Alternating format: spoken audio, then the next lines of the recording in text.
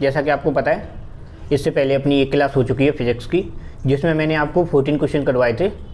तो आज उससे आगे की क्लास स्टार्ट कर देंगे। बात करते हुए मैं क्लास को स्टार्ट करता हूँ।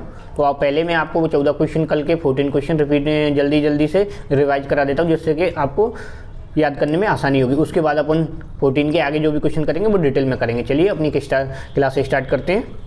तो अपना पहला क्वेश्चन था कि कार्य का मात्रक क्या होता है। तो इसका आपको पता है, मैंने आपको बताया था कि कार्य का मात्रक जूल होता है। ओके, अब ये डिटेल में समझाऊंगा नहीं, आप देख लेना क्योंकि मैं कल करवा चुका हूँ। ओके, और नेक्स्ट क्वेश्चन है अपना सेकंड क्वेश्चन। इनको मैं केवल जल्दी कराऊंगा क्योंकि अपन कल कर चुके हैं, तो केवल प्रैक्टिस के मैं रिवीजन के लिए आपको करा रहा हूँ। प्रकाश किसका होता है? दूरी का। ओके, नेक्स्ट थर्ड क्वेश्चन है अपना, निम्नलिखित में से कौन सी मात्रा जड़त्व का माप करती है। तो मैं इसको कल बता चुका हूँ आपको, आप बताइए। तो इससे क्या है, आपका रिवीजन भी हो जाएगा साथ साथ में। मैं ठीक है, इसका राइट आंसर होगा द्रव्यमान। ओके, इसके बाद आप बताइए इसका क्या है फोर्थ क्वेश्चन का। तो मैं आपको कल बता चुका था वैसे तो कि उच्च वेग का क्या होता है? मेक होता है। तो इसका राइट आंसर क्या होगा? इसका राइट आंसर होगा अपना थर्ड। ओके, इसीलिए मैं जल्दी करा रहा हूँ। आप जो मत सोचना कि सर कितनी जल्दी पढ़ा रहे हैं, मैंने कल बिल्कुल आराम से पढ़ाया। अभी तो जो 14 क्वेश्चन 14 क्वेश्चनों का रिवीजन चलेगा। उसके बाद जो मैं क्वेश्चन कराऊंगा वो बिल्कुल आराम से कराऊंगा। आज की क्लास थोड़ी सी लंबी होगी क्योंकि मैं आपको 15 क्वेश्चन कराऊंगा, मतलब 50 क्वेश्चन कराऊंगा। 50 क्वेश्चन का एक्सप्लेनेशन कराऊंगा तो टाइम तो लगेगा आपको। 50 क्वेश्चन में आप समझिए 200-250 क्वेश्चन हो जाएंगे आपके। और क्वेश्चन का लेवल आप देखिए, कितने नॉर्मल क्वेश्चन नहीं करा रहा हूँ, कितने अच्छे क्वेश्चन करा रहा हूँ। देखिए ये क्वेश्चन में 5 क्वेश्चन हो जाते हैं। तो इसमें आप मिलाइए इनकी, ये क्या होता है, इनकी धार वो मिलानी है, यूनिटें। जूल का मात्रक क्या होता है। तो इसका राइट आंसर होगा अपना, ठीक है, इसका राइट आंसर होगा ए। वैसे मैं बता देता बट जल्दी करिए आप। ओके, 6 का राइट आंसर क्या होगा अपना, मैं कल सब बता चुका हूँ आपको। त्वरण का मीटर प्रति सेकंड स्क्वायर होता है, बल का न्यूटन होता है। ओके, तो आप बताइए इसका राइट आंसर होगा अपना फोर्थ। ओके, नेक्स्ट क्वेश्चन, निम्नलिखित समय का मात्रक नहीं है। जो मैं बता चुका था आपको, अधिवर्ष नहीं होता, चंद्रवर्ष नहीं होता, सब मात्रक हैं समय के। लेकिन प्रकाश वर्ष अधिवर्ष का समय का है, चंद्रवर्ष भी समय का है, लेकिन प्रकाश वर्ष का है दूरी का है। तो इसलिए ये होगा राइट आंसर होगा। ओके, 10 का क्या है, पार्सेक किसकी इकाई है, जो मैं अभी बता चुका था आपको डिटेल में एक्सप्लेनेशन में। दूरी मापने की सबसे बड़ी इकाई है। ओके, और निम्नलिखित में कौन सा एक सम्मिलित नहीं है, जो भी मैं आपको बता चुका था। ये सभी सही थी। सेल्सियस जो थी टेम्परेचर की होती है, तो ये इसमें ऊष्मा की दी थी, तो ये गलत हुआ। ओके, डिटेल में कल बता चुका हूँ इसलिए डिटेल नहीं बता रहा। ओके, ल्यूमेंस में बता चुका था कि किसकी होती है, ज्योति तीव्रता की मैंने बताया था आपको कि कैंडिला होती है, ज्योति फ्लेक्स की ल्यूमेंस होती है। ओके, नेक्स्ट क्वेश्चन, क्यूरी में बता चुका था आपको कि क्यूरी किसकी होती है। कल रेडियोधर्मिता की बता चुका था मैंने, डिटेल में भी बताया था आपको। 11 क्वेश्चन। अब अपन चल रहे हैं 12 क्वेश्चन पे। पास्कल किसकी इकाई होती है, जो भी मैं कल बता चुका था आपको कि जो दाब की इकाई होती है वो पास्कल होती है। इसके बाद मैंने डिटेल बताया था आपको।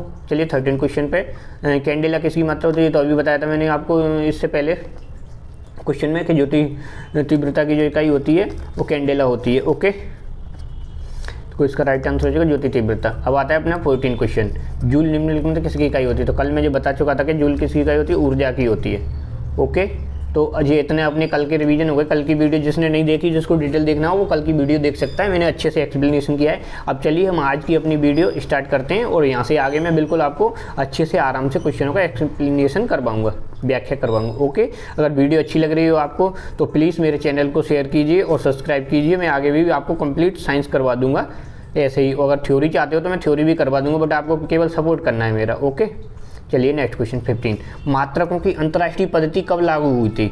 इस क्वेश्चन को आप बताइए कि जो जब अंतर्राष्ट्रीय पद्धति थी ना मात्रकों की, वो कब लागू हुई थी। तो इसका राइट आंसर बताइए, मैं बताता हूँ आपको इसका राइट आंसर। इसका राइट आंसर 1971 में। ओके, इसके बाद अपना नेक्स्ट क्वेश्चन है 16 क्वेश्चन, हर्ट्ज। हर्ट्ज किसका मात्रक है, यूनिट, किसकी यूनिट है हर्ट्ज, आप बताओ। मैं आपको थोड़ा सा समय इसलिए देता हूँ कि आपको अपना पता तो होना चाहिए कि हमें कितने क्वेश्चन आ रहे हैं। मुझे कमेंट करके जरूर बताना कि 50 में से आपको कितने क्वेश्चन आते थे, कितने नहीं आते थे, तो क्या क्वेश्चन का लेवल था मेरा। ओके, तो जो हर्ट्ज होती है तरंग दैर्ध्य की आवृत्ति होती है। ओके, इसका मैं समझाता हूँ आपको। हर्ट्ज आवृत्ति अंतर्राष्ट्रीय पद्धति की कौन सी प्रणाली, एसआई प्रणाली इकाई है। इसका आधार है वर्तमान में प्रति सेकंड या साइकिल प्रति सेकंड या साइकिल। ओके, राइमल प्रतिमूल। सामान्यतः प्रयोग में किए जाने वाले गुणज हैं किलो हर्ट्ज।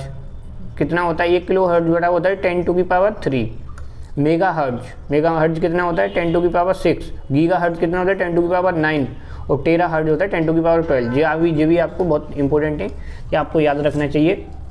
और जो 10⁻3 होता है वो कितना होता है किलो हर्ट्ज होता है, और 10⁻6 होता है वो मेगा हर्ट्ज होता है, और 10⁻9 होता है वो गीगा हर्ट्ज होता है। ये आपको याद रखनी चाहिए, कभी कभी पूछ लेता है डायरेक्ट ही। और टेरा हर्ट्ज क्या होता है 10⁻12 होता है। ओके चलिए, तो इसीलिए आपको मैंने एक्सप्लेनेशन करवाया आराम से इसको, क्योंकि इम्पोर्टेंट था। इसके बाद आता है विद्युत धारा किसकी इकाई है। तो आपको इसको तो समझिए, वैसे सबको पता होगा कि विद्युत धारा किसकी इकाई है, फिर भी मेरा काम है बताना एम्पियर। तो विद्युत धारा होती है वो एम्पियर की इकाई होती है। तो देख सकते हो आप, विद्युत आवेश की गति या प्रभाव में होने पर उसे विद्युत धारा कहते हैं।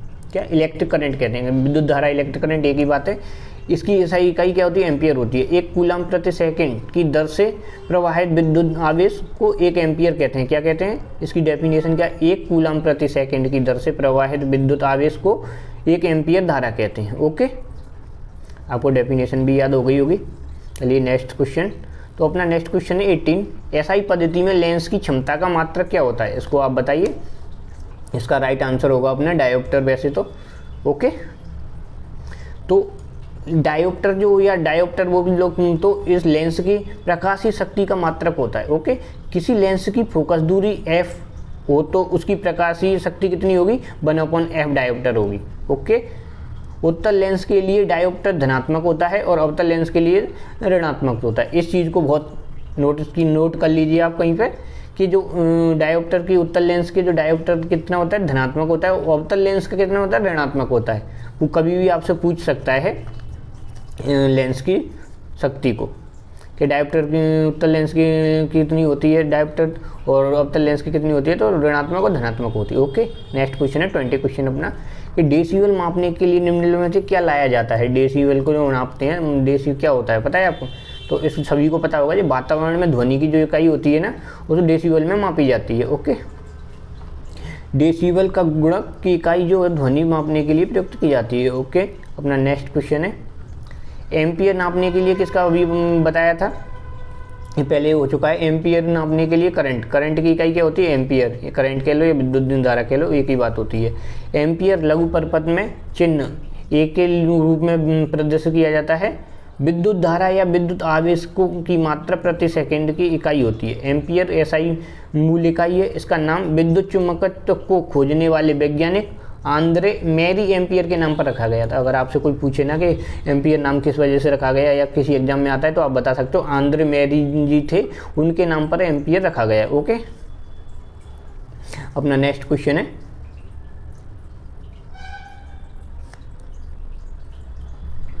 नेक्स्ट क्वेश्चन है 21। यंग प्रत्यास्थ गुणांक होता है कि ऐसा इकाई क्या होती है? आप बता सकते हो। तो इसका राइट आंसर होगा न्यूटन इंटू मीटर स्क्वायर। क्या होगा? न्यूटन प्रति मीटर स्क्वायर। ओके, प्रत्यास्थ गुणांक ई होता है। प्रत्यास्थ गुणांक को कैसे प्रदर्शित करते हैं? ई। यंग प्रत्यास्थ गुणांक बराबर क्या होता है? प्रतिबल अपन विकृति। ओके, तो जो प्रतिबल होता है विकृति, अब अपन इसको प्रदर्शन प्रतिबल का मात्रक और विकृति का मात्रक। तो विकृति का प्रतिबल का मात्रक क्या होता है? आपको पता होगा न्यूटन प्रति मीटर स्क्वायर होता है प्रतिबल का, और विकृति का क्या होता है? विकृति मात्रकहीन राशि है, विकृति का कोई मात्रक नहीं होता। इसीलिए यंग प्रत्यास्थ गुणांक का क्या मात्रक हुआ? न्यूटन प्रति मीटर स्क्वायर। ओके, समझ में आया? मतलब कि यंग प्रत्यास्थ गुणांक का मात्रक वही होता है जो प्रतिबल का मात्रक होता है। राइट। ओके, जैसे कि कैसे निकाला? यंग प्रत्यास्थ गुणांक बराबर क्या होता है? प्रतिबल बट्टे विकृति। उसके बाद प्रतिबल का मात्रक रखा, तो प्रतिबल का मात्रक आपको पता है न्यूटन प्रति मीटर स्क्वायर होता है, और विकृति का कोई मात्रक नहीं होता, तो इसलिए यंग प्रत्यास्थ गुणांक का भी ही मात्रक न्यूटन प्रति मीटर स्क्वायर होता है। ओके, चलिए नेक्स्ट क्वेश्चन है अपना 21। इसमें आपको देखना है कि सम राशियाँ किसकी होती हैं। निम्नलिखित युग्मों में किन भौतिक राशियों के सामान्य विमीय सूत्र नहीं होते? इसमें नोट बताना है कि किस किस का सामान्य होता है, किसका नहीं होता है। ओके, तो इसका राइट आंसर आप बताइए। इसका राइट आंसर हो जाएगा अपना बल और दाब का। अब बल और दाब का क्यों नहीं होता? देखो, बल का न्यूटन होता है, दाब का पास्कल होता है, हो गया चेंज। और कार्य ऊर्जा का जूल होता है, आपको पता है। इसी तरह से भार बल का न्यूटन होता है, अब एक त्वरण ओके समझ में आ गया होगा आपको, ठीक। तो चलो मैं बता देता हूँ इसका, ये देखो देख सकते हो आप। कार्य एवं ऊर्जा, आवेग एवं संवेग तथा भार एवं बल सामान्य विमीय सूत्र वाले हैं, जबकि बल ए तथा क्या बोला, बल तथा फोर्स तथा विमा समान नहीं है। बल की विमा m0 तो m तथा j-1 होती है, ओके। m1 L1 t की 2, और इसकी क्या विमा होती है, m1 L1 L-1 और t-2, ओके। आपको समझ में आ गया होगा। इसके बाद आता है 23 क्वेश्चन, खगोलीय इकाई को किससे प्रदर्शित करते हैं। ये खगोलीय इकाई किससे संबंधित है, तो इसका राइट आंसर आप बताइए। इसका राइट आंसर होगा अपना सूर्य एवं पृथ्वी के जो बीच की दूरी होती है ना, इसको ही खगोलीय इकाई द्वारा प्रदर्शित किया जाता है, ओके। जैसा देख सकते हो खगोलीय इकाई AU या AU, इसको MU बोलते हैं। तो लंबी इकाई है, क्या है, ये लंबी दूरी की इकाई है जो लगभग 150 मिलियन किलोमीटर है और पृथ्वी से सूर्य की दूरी पर आधारित है। इसका सही मान 30 लगभग प्लस माइनस 30 मीटर, लगभग 150 मिलियन किलोमीटर या 93 मिलियन मील माना जाता है। कितना माना जाता है, 93 मिलियन मील। आप देख सकते हो, इसको मैं ऐसे काउंट करके तो आपको बता भी नहीं सकता, करोड़ों अरबों मिलियन, तो 93 मिलियन के लगभग माना जाता है इसको, लगभग 150 मिलियन किलोमीटर के बराबर, ओके। इसको याद रख सकते हो आप, 93 मिलियन मील, ये खगोलीय इकाई, ओके। क्वेश्चन बहुत बेहतरीन है, आप एक बार करिए और आप इनको प्रैक्टिस करिए तो आपको याद हो जाएंगे, ऐसी बात नहीं है। निम्नलिखित में से कौन सी अविमीय राशि है जिसकी कोई विमा नहीं होती, आप बताइए। जिसकी कोई विमा नहीं होती कौन सी राशि, मैंने अभी बताया था वैसे आपको, जिससे पहले आपने याद ध्यान दिया हो तो फॉर्मूले में प्रत्यास्थता वो चल रही थी ना, ओके। विकृति की कोई विमा नहीं होती, ओके। आप देख सकते हो इसका एक्सप्लेनेशन। विकृति या वस्तु या पदार्थ में होने वाले विरूपण, डिफॉर्मेशन को प्रदर्शित करती है। क्या करती है, विकृति जो होती है डिफॉर्मेशन को प्रदर्शित करती है। बाह्य बल, एक्सटेंशन फोर्स, एक्सटर्नल जो फोर्स होता है मतलब कि बाह्य बल के कारण वस्तु की गति में होने वाली परिवर्तन एवं उसकी प्रारंभिक लंबाई के अनुपात को विकृति कहते हैं। जैसे कि उसकी जो प्रारंभिक लंबाई होती है उसके अनुपात को विकृति कहते हैं। लंबाई में परिवर्तन, प्रारंभिक लंबाई बट विकृति, तो लंबाई से लंबाई कट जाती है तो इसलिए बिना विमाहीन राशि हो जाती है, अविमीय राशि हो जाती है। यह दो लंबाइयों का अनुपात है, अर्थात इसकी कोई इकाई नहीं होती है, ओके। क्योंकि जो दो लंबाइयों का अनुपात है आपको समझ में आ गया होगा, इसलिए इसकी कोई यूनिट नहीं होती। अब लोग कहते हैं कि विकृति की यूनिट नहीं होती, ये नहीं बताते कि क्यों नहीं होती। क्यों नहीं होती, क्योंकि दो लंबाइयों का अनुपात है, एक लंबाई से अपन में दूसरी लंबाई आती है तो इसकी यूनिट कट जाती है आपस में, ओके।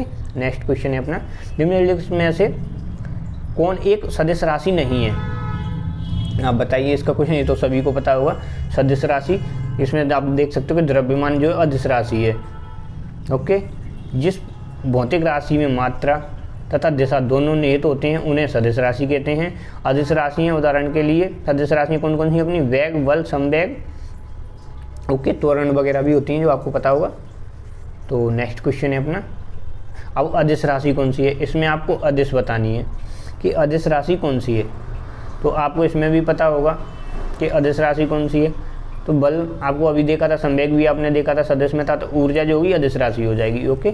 जिन राशियों में सिर्फ परिणाम होता है उन्हें अदिश राशि कहते हैं, जैसे चाल, दूरी, द्रव्यमान, आयतन, समय इत्यादि। मतलब इनको दिशा की जरूरत नहीं होती, किसी समझ में आया, जो अदिश राशियाँ कहलाती हैं।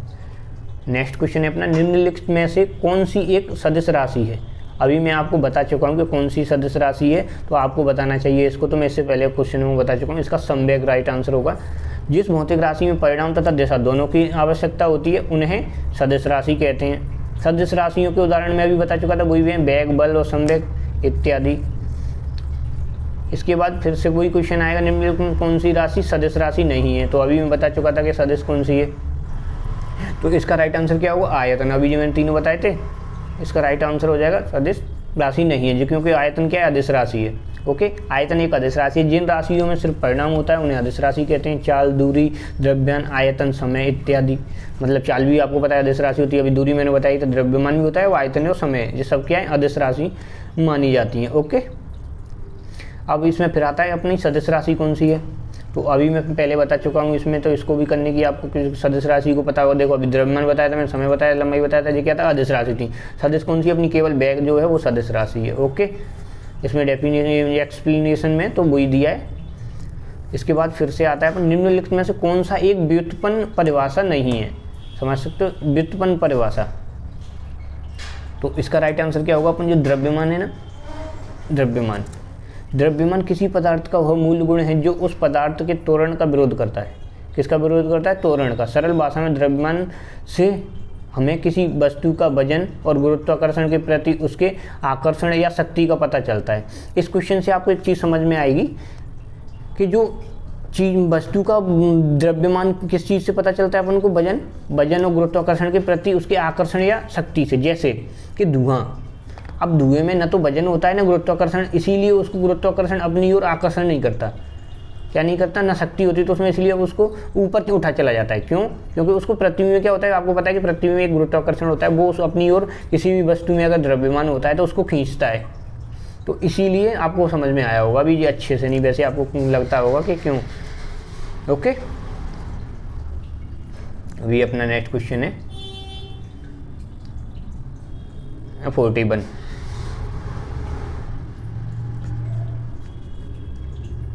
ओके, सॉरी रुकिए, 31 शायद 31 नहीं किया था अपन ने, 1 मिनट।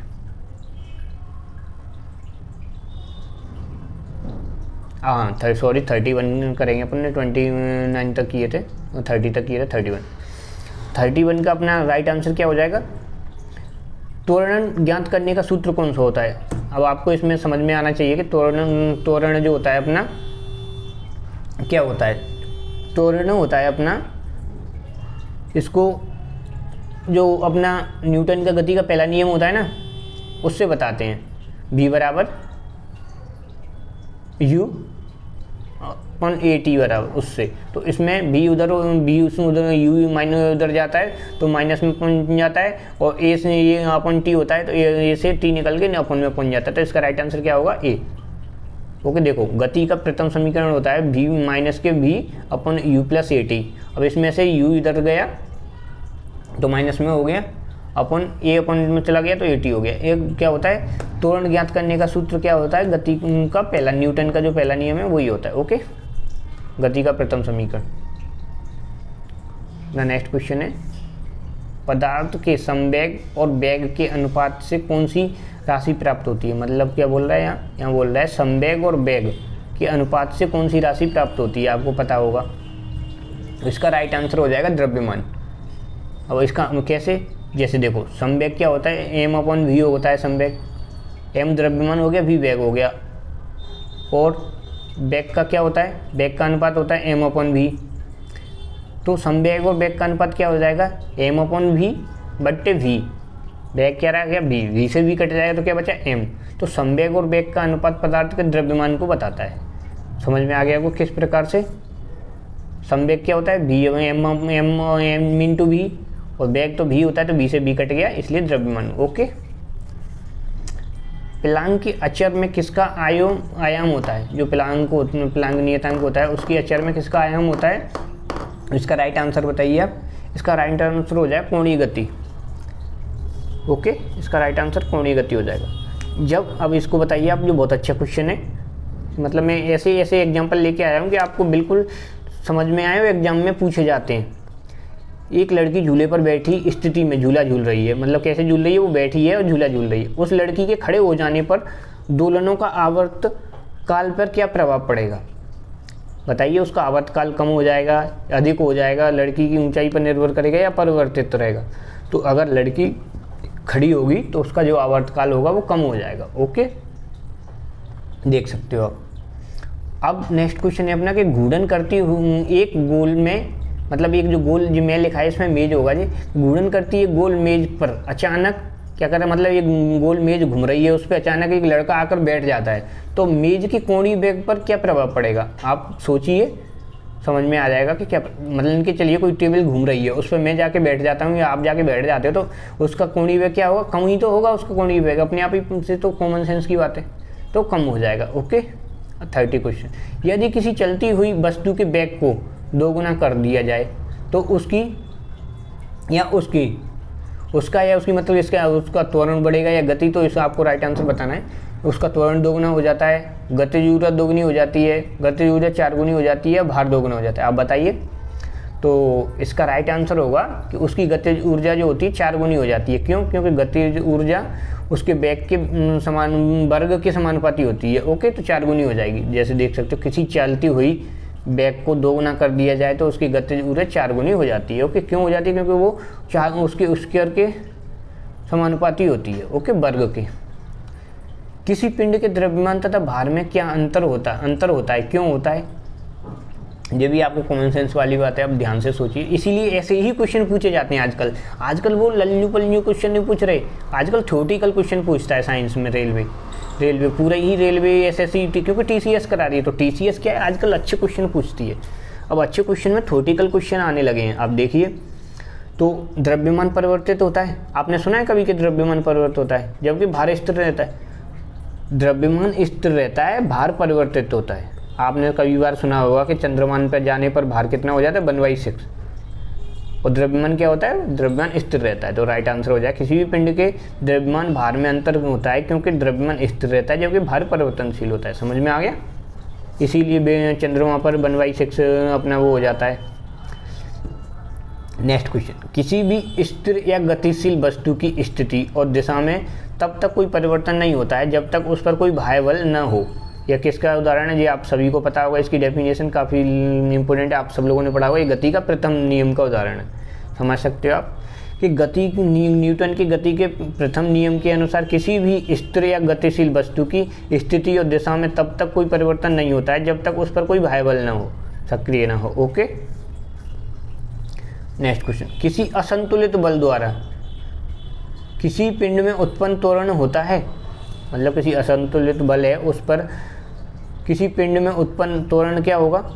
तो इसका राइट आंसर होगा अपना बल के किसके, मतलब बल के व्युत्क्रमानुपाती होगा, अनुक्रमानुपाती होगा या शून्य होगा? तो जो होगा बल के अनुक्रमानुपाती। ओके, किसी भी असंतुलित बल द्वारा किसी पिंड में उत्पन्न त्वरण बल के अनुक्रमानुपाती होता है। अपना नेक्स्ट क्वेश्चन है, न्यूटन की गति के तीसरे नियम के अनुसार क्रिया तथा प्रतिक्रिया से संबंधित है।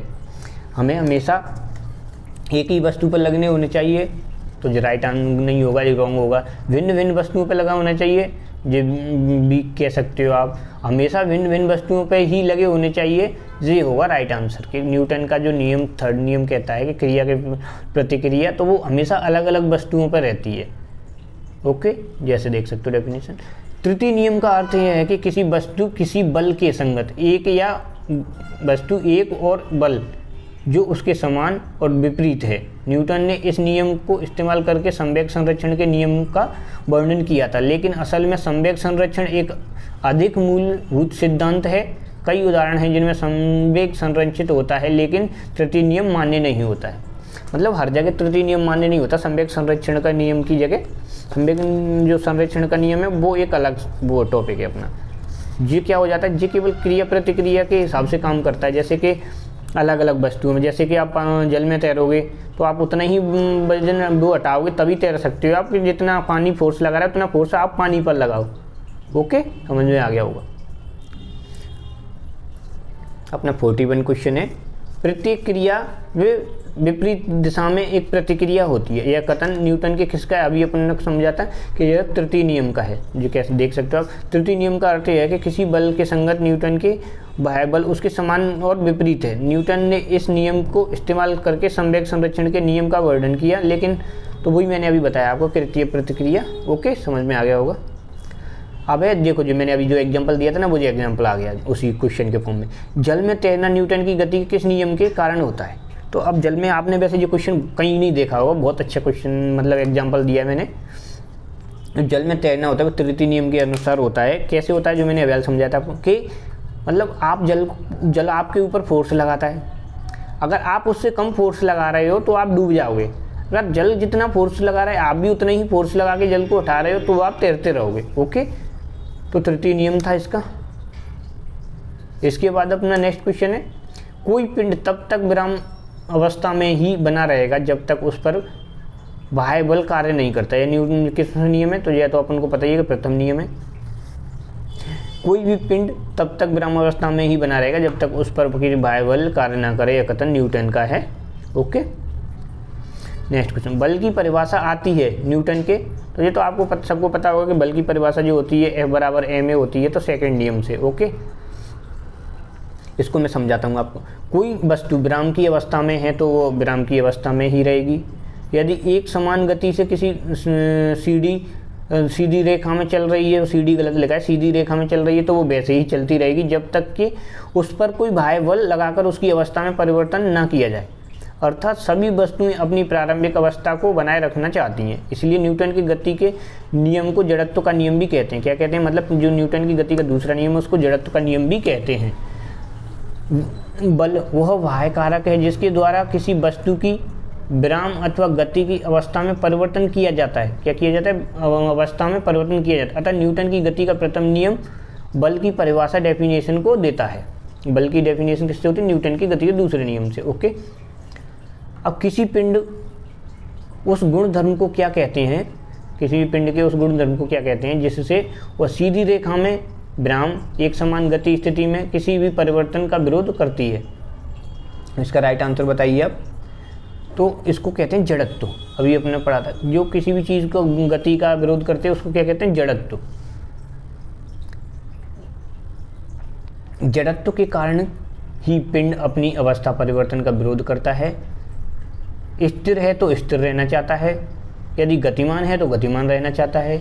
यह सिद्धांत न्यूटन ने दिया था। वस्तु का द्रव्यमान जितना अधिक होगा उसकी अवस्था में परिवर्तन करना उतना ही अधिक बल लगाना पड़ेगा। जैसे कि किसी वस्तु का द्रव्यमान जितना अधिक होता है उस वस्तु को चेंज करने के लिए, डिगाने के लिए उतना ही अधिक बल लगाना पड़ता है। अतः किसी वस्तु का द्रव्यमान ही उसके जड़त्व की माप होता है। मतलब द्रव्यमान और जड़त्व वैसे एक ही चीज़ हो जाती है। ओके, न्यूटन के पहले नियम को भी कहते हैं जड़त्व का नियम। अभी पढ़ा था अपन को कि न्यूटन के पहले नियम को क्या कहते हैं? जड़त्व का नियम। डेफिनेशन भी पढ़ाई थी, एक्सप्लेनेशन की थी मैंने। ओके, तो नेक्स्ट क्वेश्चन है अपना, गाड़ी खींचता हुआ घोड़ा किस बल के कारण आगे बढ़ता है? ये भी एक बहुत अच्छा एग्जाम्पल है गति के नियमों का। आप बताइए इसको। बहुत कम लोग कर पाते हैं ऐसे एग्जाम्पल। गाड़ी द्वारा घोड़े पर आरोपित बल या घोड़े द्वारा गाड़ी पर आरोपित बल, घोड़े द्वारा अपने पैरों से पृथ्वी पर आरोपित बल, या पृथ्वी द्वारा घोड़े पर आरोपित बल। तो इसका राइट आंसर होगा पृथ्वी द्वारा घोड़े के पैरों पर आरोपित बल। गाड़ी खींचता हुआ घोड़ा द्वारा घोड़े के पैरों पर आरोपित बल गाड़ी के कारण बढ़ता है पृथ्वी पर। ओके, पृथ्वी जो बल लगाती है इसलिए वो आगे बढ़ता है, ना कि घोड़ा पृथ्वी पर लगाता है। चलती हुई बस जब अचानक ब्रेक लगाती है उसमें बैठे हुए यात्री आगे की दिशा में गिरते हैं, उसको किसके द्वारा समझाया गया है? मतलब आप बैठे हो नॉर्मल शांति से और गाड़ी चल रही है, एकदम अचानक ब्रेक लग जाए तो एक किस वजह से आप आगे की ओर झुकोगे? सापेक्षता सिद्धांत की ओर, या न्यूटन का पहले नियम की ओर, या न्यूटन का दूसरे नियम की ओर, या न्यूटन के तीसरे नियम की ओर? तो इसका राइट आंसर बताइए। इसका राइट आंसर वही हो जाएगा कि न्यूटन का पहला नियम। जो वस्तु अचानक स्थिर है तो स्थिर ही रहना चाहती है, वही हो गया। चलती हुई बस जब अचानक ब्रेक लगाती है तो उसमें बैठे हुए यात्री आगे की ओर दिशा में गिर जाते हैं। इसको न्यूटन में पहले नियम द्वारा समझाया जा सकता है। ओके, समझ में आ गया होगा आपको। रॉकेट की कार्य प्रणाली किस सिद्धांत पर आधारित होती है? जो रॉकेट होता है अपना, आप वैसे तो आपको सभी को पता होगा, ये तो बहुत फेमस क्वेश्चन है कि रॉकेट जो होता है न्यूटन के तृतीय नियम पर करता है। क्यों? क्योंकि क्रिया प्रतिक्रिया के नियम पर। जैसे कि रॉकेट ऊपर जाता है और नीचे वो आपने उससे गैस निकलती हुई देखी होगी रेड वाली, तो वो गैस नीचे से फोर्स लगाती है ऊपर के लिए, तो वो ऊपर तो चला ही चला जाता है, और नीचे गैस रॉकेट में लगाती है, रॉकेट नीचे को लगाता है तो अपने आप ऊपर को उठा चला जाता है। ओके, तो ये वही हो जाता है तृतीय नियम, क्रिया प्रतिक्रिया का नियम। अब आता है अपना अश्व। अश्व यानी घोड़ा यदि एकांक एक चलना प्रारंभ कर दे तो अश्वारोही यानी घोड़े चलाने, जो घोड़े को चला रहा है, गिरने की आशंका बढ़ जाती है। क्यों? अब वो इसलिए बढ़ जाती है क्योंकि घोड़ा शांति से खड़ा है, तो वो विराम की अवस्था में ही तो आएगा, तो जड़त्व, तो उसका जड़त्व विराम की अवस्था में रहेगा, इसलिए कहते हैं इसको विराम का जड़त्व। ओके, अश्व यदि एकाएक अचानक प्रारंभ कर दे चलना तो आरोही मतलब जो घोड़े चलाने के गिरने की आशंका का कारण विराम का जड़त्व होता है। क्यों? क्योंकि एकाएक चलने के कारण घोड़े चलाने के शरीर के ऊपर का भाग जो स्वतंत्र होता है पीछे गिर जा सकता है, क्योंकि जो घोड़ा चलाने के शरीर का अर्ध भाग विराम के जड़त्व के कारण विराम अवस्था में बना रहता है। वही मैंने समझाई आपको कि वो विराम की वजह से ही विराम में रहता है, लेकिन अचानक चलेगा तो वो जड़त्व गति का हो जाएगा, तो गति का और विराम का जड़त्व दोनों आपस में, तो वो इसलिए गिरने की आशंका बढ़ जाती है। तो हमारे आज 50 क्वेश्चन कंप्लीट हुए विथ डिटेल। मैंने एक्सप्लेनेशन मतलब डिटेल के साथ में आपको समझाए हैं, और वीडियो आज बड़ी हो गई है 30 मिनट की। अगर क्वेश्चन आपको अच्छे लगे हों, आप क्वेश्चन का लेवल देखिए, मैंने कोई नॉर्मल आसान क्वेश्चन नहीं कराए। अगर जो क्वेश्चन आपको अच्छे लगे हों तो प्लीज़ इस वीडियो को और लोगों में शेयर कीजिए और लाइक करो, जिससे कि यूट्यूब और भी मेरी वीडियो को और प्रमोट करे, जिससे कि मैं आपको रेगुलर रखूँ वीडियो। अगर मेरी वीडियो को व्यू ही नहीं आएंगे तो फिर मैं रेगुलर कैसे रख पाऊँगा, आप बताइए। तो इसलिए प्लीज़, मैं एक छोटा यूट्यूबर हूँ, आप मुझे सपोर्ट कीजिए। अगर आप मुझे सपोर्ट करोगे तो मैं ज़्यादा से ज़्यादा कंटेंट देने की कृपा करूँगा, कोशिश करूँगा आपके लिए। प्लीज़, तो मेरी हाथ जोड़ के आपसे रिक्वेस्ट है कि मुझे सपोर्ट कीजिए। एंड वॉचिंग करने के लिए थैंक यू। सब्सक्राइब कर लीजिए तो आपको और वीडियो मिलते रहेंगे रेगुलर। Okay, thank you.